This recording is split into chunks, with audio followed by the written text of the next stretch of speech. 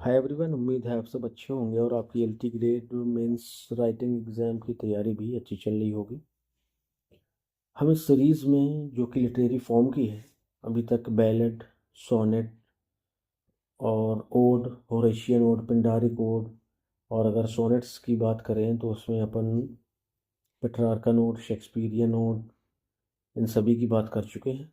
इसी सीरीज़ को आगे बढ़ाते हुए आज हम बात करेंगे एपिक की और इससे रिलेटेड इम्पोर्टेंट क्वेश्चन की। एपिक और मॉक एपिक, उसको समझना है तो थोड़ी सी ये बात ध्यान में रखनी है कि जो एपिक होती है वो एक लॉन्ग नैरेटिव पोएम होती है जिसमें किसी महान व्यक्ति की महान कार्यों को दिखाया जाता है। वो रियल भी हो सकता है और वास्तविक भी हो सकता है। जैसे आप वो इंग्लिश लिटरेचर की पहली जो एपिक है बियोवुल्फ, अगर उसको लें तो वो पूरी तरह से काल्पनिक है। नाम जरूर मिलते जुलते हैं उसके, लेकिन पूरी तरह से काल्पनिक है। जैसे ही आपके रोमन, पहले ग्रीक की बात करें, ग्रीक जो भी ऑथर्स थे उन्होंने भी बहुत सारी एपिक्स को लिखा जो कि हिस्ट्री बेस्ड थी, उनमें इमेजिनेशन भी रही होगी। इसके बाद ये फॉर्म आपका आया रोम, फिर रोम में भी वर्जिल वगैरह ने लिखा एनियड, फिर उसके बाद ये इंग्लिश में आ गई।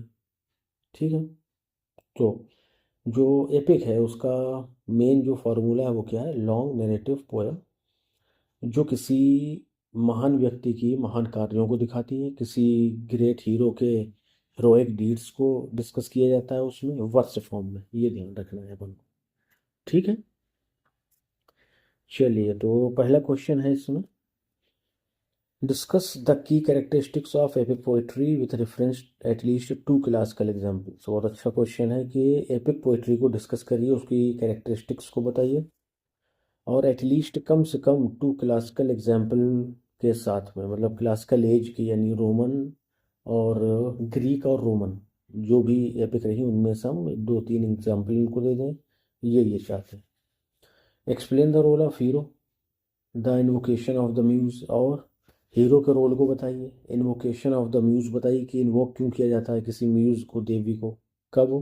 इन शुरुआत में ही, जब कोई भी एपिक शुरू होगी, जैसे पैराडाइज लॉस्ट है आपकी मिल्टन की, तो उन्होंने भी म्यूज को पहले बुलाया, अपनी थीम रखी, म्यूज को आवाज़ लगाई या उनको इन्वोक किया। उसके बाद ये फॉर्म है एक तरह का, ये समझिए कि इसका तरीका ही यही है किसी भी एपिक को शुरू करने का, तो वो बता देंगे अपन। अच्छा, करेंगे जो हीरो का रोल होता है और इन्वोकेशन ऑफ द म्यूज जो होती है ना, in shaping the structure of an epic poem. वो एपिक पोएम के स्ट्रक्चर को किस तरह शेप देती है वो बता दीजिए। दोनों एक ही क्वेश्चन है लगभग, तो अपन देख लेते हैं। इसमें आपको पूरा इंट्रोडक्शन मिल जाएगा एपिक का, जिस तरह का क्वेश्चन है। मेन एपिक्स भी अपन डिस्कस कर लेंगे। Epic poetry is a long narrative poem, ये एक लॉन्ग नरेटिव पोएम होती है that tells about the extra ordinary deeds, जो असाधारण कार्यों को बताती है, ऑफ एक्स्ट्रा ऑर्डिनरी कैरेक्टर्स के। ये यूजुअली डील करती है with heroes and their connection with gods. Hero को डिस्कस करती है, उनके देवताओं के साथ में क्या कनेक्शन है, और सुपरनेचुरल फोर्सेस को भी डिस्कस करती है। भूत प्रेत, निम्फ हो गए, सिल्फ हो गए, जो आपके रेप ऑफ द लॉक में दिखाए गए हैं, जो कि मोक हेरोइक एपिक है। An epic often Begins in media रस। करेंगे जो एपिक है ऑफन वो बेगिन कैसे होती है? मीडिया रस। मीडिया रस क्या है इसको समझ लेते हैं। मीडिया रस, मीडिया रस का मतलब है मध्य या बीच। तो कोई भी जो आपकी एपिक होगी वो बीच से शुरू होगी। ठीक है, बीच से मतलब ये नहीं, उसमें नहीं दिखाया जाएगा हीरो का जन्म हुआ फिर वो बड़ा होकर के हीरो बना फिर उसने ये किया वो किया। उसको हो सकता है कि युद्ध के मैदान से शुरू कर दिया जाए, या पैराडाइज लॉस्ट का एग्जाम्पल लीजिए तो फॉल ऑफ मैन से शुरू हुआ है वो। चलिए, तो मीडिया रेस ये बात हो गई। ठीक है, बहुत सारी एपिक जैसे की बात हुई पैराडाइज लॉस्ट वगैरह की, तो मीडिया रेस से ही शुरू करना ये एक इनका, ये समझिए कि ट्रेडिशन की तरह है। ठीक है, तो ये मीडिया रेस से शुरू होती है यानी मिडिल ऑफ द स्टोरी से। इन्वोक्स अ म्यूज, म्यूज को इन्वोक किया जाता है। And uses formal language, formal language का यूज होता है, बहुत हाई फाई लैंग्वेज नहीं, वो लैंग्वेज जो आम आदमी को समझ आ जाए। इट में कंटेन एपिक कैटलॉग्स, उसमें एपिक कैटलॉग्स हो सकते हैं, फॉर्मल स्पीचेस हो सकती है, एंड डिवाइन इंटरवेंशन भी हो सकता है, ये भी हो सकता है एपिक। क्या क्या फिर से देख लीजिए एक बार। कैटलॉग्स हो सकते हैं, फॉर्मल स्पीचेस हो सकती हैं, या डिवाइन इंटरवेंशन हो सकती। चलिए, the Iliad by Homer. Homer कौन थे? ग्रीक ऑथर थे, बहुत महानतम ऑथर्स में से एक हैं ये। इनकी जो इलियड है, टेल्स ऑफ एखिलिस, वो एखिलिस की स्टोरी बताती है, रेज जो बड़ा क्रोधित है ड्यूरिंग द ट्रोजन वॉर के दौरान। शोइंग थीम्स ऑफ ऑनर, और ये जो ट्रोजन वॉर है ये शोइंग दिखाता है थीम्स ऑफ ऑनर, सम्मान की थीम को, भाग्य की थीम को, और हीरोइज्म की theme.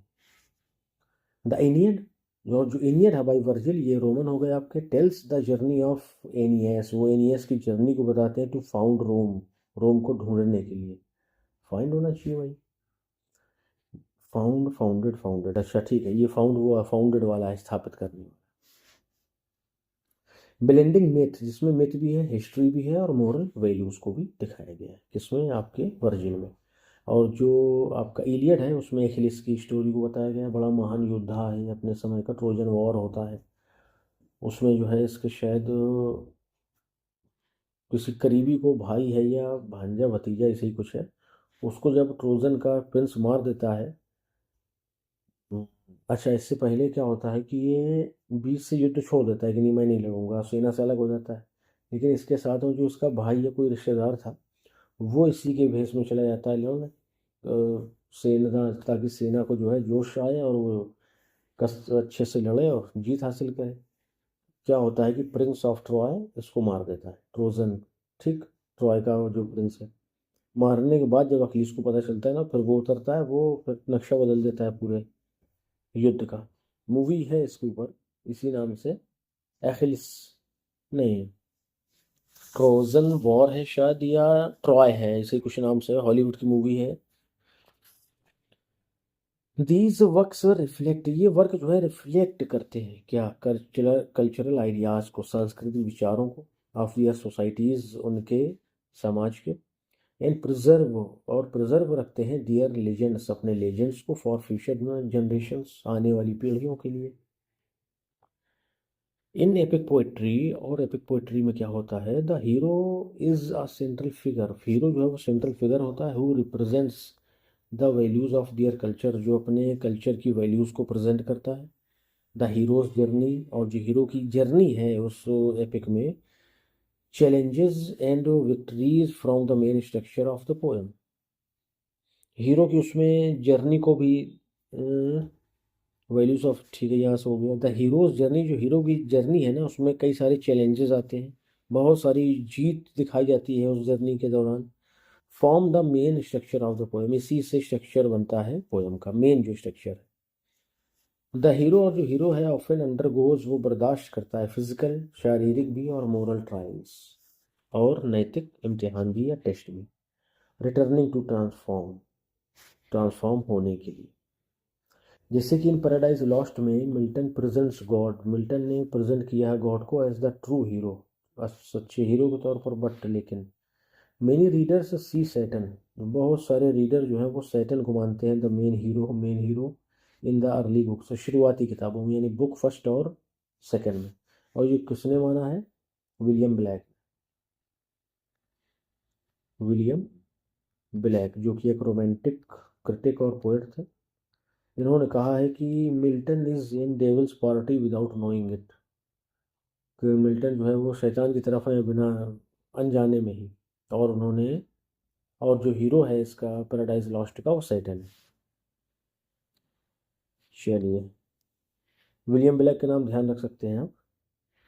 Because of his bold actions and strong presence in the story, उसकी अपनी स्ट्रॉन्ग प्रेजेंस की वजह से और बोल्ड एक्शन, साहसिक कार्यों की वजह से, उसको कई लोग कहते हैं कि हीरो तो यही है असली। जबकि पैराडाइज लॉस्ट लिखी क्यों गई? ताकि जो गॉड के वेज हैं उनको मनुष्य के लिए सही साबित किया जा सके, यही उद्देश्य था मिल्टन का। The invocation to the muse is an opening prayer, जो इन्वोकेशन है म्यूज के लिए, वो एक ओपनिंग प्रेयर की तरह होती है, वेयर, जहाँ पर द पोएट आस्क्स, कवि मांगता है, divine inspiration to tell the story, well examples, include Homer sings goddess. अच्छा वेल यहाँ पे फुल स्टॉप होगा। तो करेंगे इंस्पिरेशन मांगता है टू टेल द स्टोरी, कहानी को बताने के लिए कि मुझे डिवाइन पावर या इंस्पिरेशन दी जाए, प्रेरणा दी जाए। जैसे कि एग्जाम्पल के तौर पे देखिए, इंक्लूड होमर से सिंग, होमर का जो सिंग है गॉडेस के लिए या गीत है जो भी है, in the find and Milton sing heavenly muse, और जो मिल्टन गाना गाते हैं या इन्वोक करते हैं हेवनली म्यूज को इन पैराडाइज लॉस्ट में, वो भी पैराडाइज लॉस्ट, उसको ठीक कर लीजिएगा, थोड़ा सा मिसप्रिंट है। दिस सेट्स द टोन, ये टोन को सेट करता है। इंट्रोड्यूसेस द थीम, थीम को इंट्रोड्यूस करता है। And connects the work to a sacred tradition, और इस वर्क को सेक्रेट ट्रेडिशन, पवित्र ट्रेडिशन, परंपरा से जो होता है। Together the hero and the invocation, जो हीरो है और जो इन्वोकेशन की जाती है म्यूज को, गिव द एपिक का पर्पस, वो एपिक को एक उद्देश्य देते हैं, डायरेक्शन और दिशा भी दिखाते हैं। ठीक है, तो ये हो गई एपिक की बात। एपिक में क्या क्या खास बातें होती हैं वो अपन ने एक क्वेश्चन में डिस्कस कर लिए। अच्छे से पढ़ लीजिएगा इसको। अगले में आ जाइए, मॉक एपिक क्या होती है। Mock epic, what is mock epic, question यही है। And how does it differ from traditional epic poetry, और ये ट्रेडिशनल परंपरागत एपिक पोइट्री से अलग कैसे है ये बता दीजिए। चलिए बताते हैं। बहुत ध्यान से देखिए, इसी तरह के क्वेश्चन आपके एलटी में पूछे जाएंगे, और अगर आपने अच्छे से तैयार कर लिया ना, 2-3 बार लेक्चर्स को सुन लिया, और जो पीडीएफ हम आपको टेलीग्राम में प्रोवाइड करा रहे हैं, अगर उनको देख लिया तो अच्छा आप लिख करके आएंगे। इस उम्मीद के साथ आएंगे कि आपका सिलेक्शन हो रहा है। चलिए, तो मॉक एपिक क्या होती है वो बताना है, और ये परंपरागत एपिक से कैसे अलग है ये बताना है अपने को। तो देखिए, mock epic poetry is satirical literary form, ये एक सटायरिकल लिटरेरी फॉर्म है। एग्जाम्पल, एलेक्जेंडर पोप का the rape of the lock. Homer का भी एक वर्क है, फ्रॉग करके उसमें कुछ आता है, अब आएगा ध्यान तो बताएंगे। दैट डिलिबरेटली, जो जानबूझकर इमिटेट्स, नकल करते हैं, the grand style, grand style की, and conventions of traditional epic, और ट्रेडिशनल एपिक के कन्वेंशंस की, but to applies them to a trivial subject, लेकिन इनको अप्लाई कहाँ पर करते हैं, बहुत तुच्छ से सब्जेक्ट्स पर। मंडेन इवेंट्स, छोटी छोटी तुच्छ बिल्कुल इवेंट्स पर, घटनाओं पर। This stark contrast between the elevated style and the inconsequential subject matter creates humour and sharp social commentary. करें कि ये जो स्टार्क कंट्रास्ट है ना, बिल्कुल अच्छा सा जो कंट्रास्ट है, इसको कहें तीव्र होता है वैसे। तो ये जो कंट्रास्ट है किसके बीच में, द एलिवेटेड स्टाइल के बीच में, एंड द अनकंसिक्वेंशियल सब्जेक्ट, और एक अनकंसिक्वेंशियल मतलब कोई ऐसा सब्जेक्ट की जिसका कोई परिणाम ही नहीं है, मतलब जिससे सोसाइटी कोई फर्क नहीं है। इन दोनों के बीच ये जो कंट्रास्ट है ना, ये क्रिएट करता है ह्यूमर को, शार्प सोशल कमेंट्री को भी, कि सोसाइटी में जो चल रहा है। जैसे आपके रेप ऑफ द लॉक में आपके एलेक्जेंडर पोप ने लंदन की फैशनेबल सोसाइटी की पोल खोल के रख दी है, कि कैसे एरिस्टोक्रेसी या एरिस्टोक्रेटिक जो सोसाइटी है वो किस तरह से छोटी छोटी बातों में अपने मान सम्मान को ले आते हैं, तुच्छ सी बातों में। उसमें जो स्टोरी है आपकी बेलिंडा की, वो जो कैरेक्टर है दोनों, लॉर्ड पेटर और बेलिंडा, वो असल में ओरिजिनल कैरेक्टर है। इनके एक मित्र थे कार्लाइल, उन्होंने, वो इस घटना के दौरान मौजूद थे जब ये घटना हुई है। एक लेडी होती है क्लेरिसा, वो लॉर्ड पेटर को कैंची देती है कि एक लट काट लो, और लॉर्ड पेटर इसलिए काट लेते हैं कि वो बेलिंडा को बड़ा सुंदर मानते हैं, और उनकी सुंदरता की कोई एक निशानी अपने पास रखना चाहते हैं या थोड़ा सा सौंदर्य रखना चाहते हैं, वो काट लेते हैं, बस उसमें बवाल होता है तगड़ा। तो जरा सी बात, और उसको एपिक स्टाइल में जो उन्होंने दिखाया वो ज़बरदस्त बात है, वही अपनी मॉक हीरोइक एपिक या सटायरिकल एपिक कहलाएगी। ये डिफर्स फ्रॉम ट्रेडिशनल एपिक, ये ट्रेडिशनल एपिक से अलग होती है, एपिक पोइट्री से, इन सेवरल की वेज, बहुत सारे तरीकों। जैसे traditional epics like Homer's the Iliad, जैसे होमर की इलियड है, और मिल्टन्स पैराडाइज लॉस्ट है, कंसर्न हीरोइक डीड्स, वो हीरोइक डीड्स से संबंधित है, ग्रैंड बैटल्स से संबंधित है, and foundational myths of nation और कल्चर, और सांस्कृतिक या राष्ट्रीय फाउंडेशन मिथ से संबंधित है, जिन पर राष्ट्रों की नींव रखी हुई है, ये मतलब है। दे फीचर नोबल कैरेक्टर्स, वो नोबल कैरेक्टर को फीचर करते हैं, and are serious in tone, और उनकी जो टोन है बिल्कुल सीरियस है। ये आपकी ट्रेडिशनल एपिक्स हो गई। जबकि जो द मॉक एपिक है, however, uses the same elevated style, style उसकी यही होती है, इंक्लूडिंग इन्वोकेशंस टू द म्यूजिक, वो इन्वोक भी करते हैं म्यूजिक को, एलाबोरेट सिमलीज भी होती हैं उसमें, होमरिक सिमलीज कह लीजिए, नेचुरल मशीनरी भी होती है, जैसे इसमें आपके सेल्फ हैं, जीनोम वगैरह हैं किसमें, रैप ऑफ द लॉक में, एंड फॉर्मल डिक्शन भी, टू डिपिक्ट फूलिश और ट्रिवियल ह्यूमन बिहेवियर। किस लिए यूज़ किया जाता है इसको, सिर्फ फूलिश एंड ट्रिवियल, मूर्खतापूर्ण और तुच्छ ह्यूमन बिहेवियर को दिखाने के लिए। फॉर इंस्टेंस, उदाहरण के लिए, in Alexander Pope's the rape of the lock, a petty social quarrel, एक छोटा सा सामाजिक झगड़ा जो है, over a stolen lock of hair, hair के चुर जाने को, जैसे यहाँ पे कट ऑफ कर सकते हैं, CUT, is narrated with the gravity of a cosmic battle, उसको ऐसे बताया गया कि इसे ब्रह्मांडीय युद्ध छिड़ा हुआ है। कंप्लीट विद सेल्फ, जिसमें सेल्फ भी है, tiny spirits intervening like gods, देवताओं का हस्तक्षेप भी है।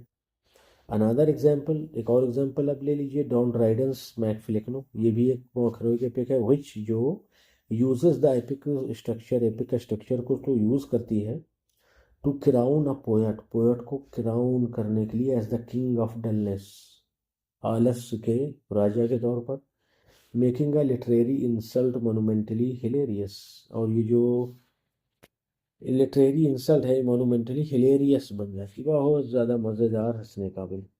The core difference is one of purpose, जो कोर डिफरेंस है ना मॉक एपिक में और एपिक में, वो क्या है, अब पर्पस, उसका उद्देश्य क्या है, ठीक है। जो एपिक होती है उसका उद्देश्य क्या है, किसी महान कैरेक्टर या महान व्यक्ति या हीरो की जीवन को दिखाना, कुछ ऐसी घटनाओं को दिखाना, युद्धों को दिखाना जो उसके जीवन से संबंधित है, जिससे हमें प्रेरणा मिले।